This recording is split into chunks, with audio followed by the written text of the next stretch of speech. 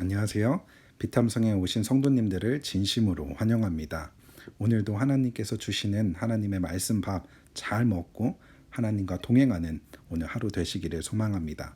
자, 기도하고 오늘 성경 공부 시작하도록 하겠습니다. 하나님 감사합니다. 이 시간 저희가 함께 모여서 하나님의 말씀을 공부하고 하나님의 말씀 안에 있는 그 말씀을 깨닫기 원합니다. 하나님 저희의 눈을 열어주시고 저희의 마음을 열어주셔서 하나님의 말씀을 잘 먹고 잘 소화하여서 오늘 하루도 하나님이 기뻐하시는 우리의 마음과 생각 그리고 우리의 삶이 될 수 있도록 도와주옵소서. 감사를 드리며 예수님의 이름으로 기도했습니다. 아멘. 네, 오늘은 전도서 4장 4절부터 6절 세 구절의 짧은 구절 말씀을 함께 공부하도록 하겠습니다. 4절 말씀부터 보도록 하겠습니다. 온갖 노력과 성취는 바로 사람끼리 갖는 경쟁심에서 비롯되는 것을 나는 깨달았다. 4절 말씀을 보니까 이 코엘렛은 노력하고 성취하기 위해서 열심히 살아가는 사람을 보았는데 여기서 깨달았다고 했지만 영어 성경을 보게 되면 보았다라고 합니다. 코엘렛이 이 사람을 이렇게 봤어요. 열심히 노력하고 열심히 성취하기 위해서 열심히 수고하는 사람을 봤더니 그 마음에 어떠한 마음이 있었냐면 이러한 모든 것들이 경쟁심에서 비롯되는 것을 깨달았고 보았다라는 것입니다. 이러한 경쟁심, 다른 사람을 이야기할 필요도 없이 우리가 어릴 때 우리의 형, 누나, 동생이 무언가를 잘해서 부모님에게 칭찬을 받을 때 우리의 마음이 어떤 마음이 들죠? 질투의 마음이 들게 됩니다. 그리고 이러한 경쟁심이 생겨서 내가 형보다, 내가 누나보다 더 잘해서 엄마 아빠에게 칭찬을 받아야지 라는 이러한 경쟁심이 가족인 형제 자매들 사이에서도 생겨난다는 것입니다. 그런데 다른 사람들하고는 더욱더 이러한 경쟁심이 생길 수밖에 없다라는 것입니다. 다른 사람들보다 더 가지기 위해서, 더 높아지기 위해서, 더 똑똑해지기 위해서 노력하고 성취하기 위해서 수고를 한다는 것입니다. 그런데 이렇게 누군가의 경쟁을 통해서 만약 정말로 더 많이 가지고 더 높은 자리에 앉게 된다면 우리의 마음에 행복과 만족이 있을까요? 오늘 코엘렛은 이어서 이야기합니다. 그러나 이 수고도 헛되고 바람을 잡으려는 것과 같다. 헛되고 바람을 잡는 것과 같다라고 이야기합니다. 왜? 내가 이제 저 사람보다 나의 경쟁자보다 더 많이 가지고 더 똑똑해지고 더 높은 자리에 앉았는데 왜 이것이 헛되고 바람을 잡는 것과 같다고 이야기하는 것일까요?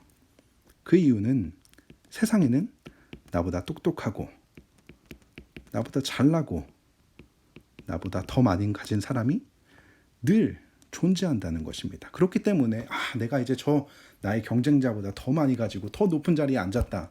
이제 드디어 만족하고 행복할 수 있다라고 생각했는데 뒤를 돌아보니 나보다 더 많이 가지고 똑똑하고 나보다 더 높은 지위를 가진 사람이 수두룩빽빽 있다라는 것입니다.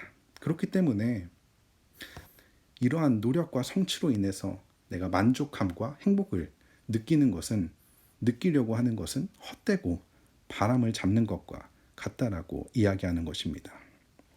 이어서 5절 말씀에 또 다른 종류의 사람이 등장을 하게 되는데요. 어리석은 사람은 팔짱을 끼고 앉아서 제 몸만 축낸다. 이렇게 노력하고 성취한 이 모든 것들이 헛되다라고 이야기하기 때문에 자기는 아무것도 하지 않겠다라는 것입니다. 게으른 사람이죠. 그 사람들을 향해 너가 그렇게 한 모든 노력과 성취 다 아무런 부질없다라고 이야기하면서 정작 본인은 자기를 위해서 아무것도 하지 않는 게으른 사람이라는 것입니다.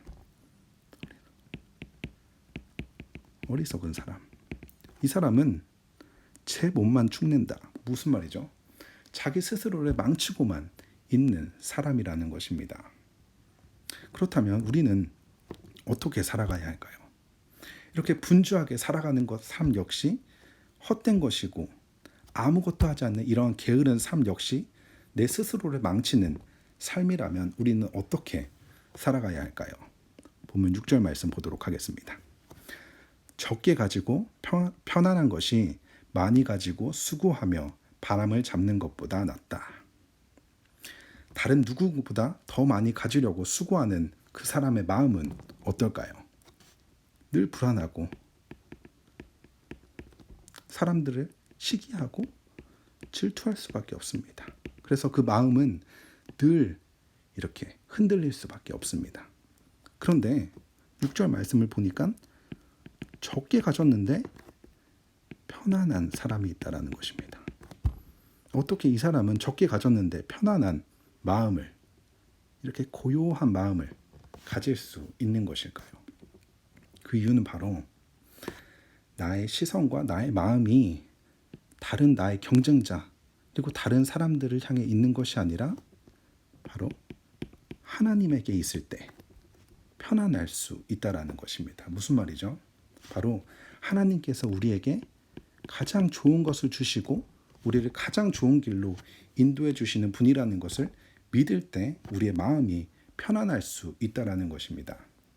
마태복음 7장 11절 말씀을 보게 되면 너희가 악해도 너희 자녀에게 좋은 것을 줄 알거든 하물며 하늘에 계신 너희 아버지께서 구하는 사람에게 좋은 것을 주지 아니하게 아시겠느냐. 무슨 말이죠? 세상의 악한 아버지들도 자기 자식에게 가장 좋은 것을 준다는 것입니다. 이처럼 하나님 아버지께서는 당연히 우리에게 가장 좋은 것을 주시는 분이라는 것이고, 로마서 8장 32절을 보게 되면 자기 아들을 아끼지 않으시고 우리 모두를 위하여 내주신 분이 어찌 그 아들과 함께 모든 것을 우리에게 선물로 거저 주지 않으시겠습니까?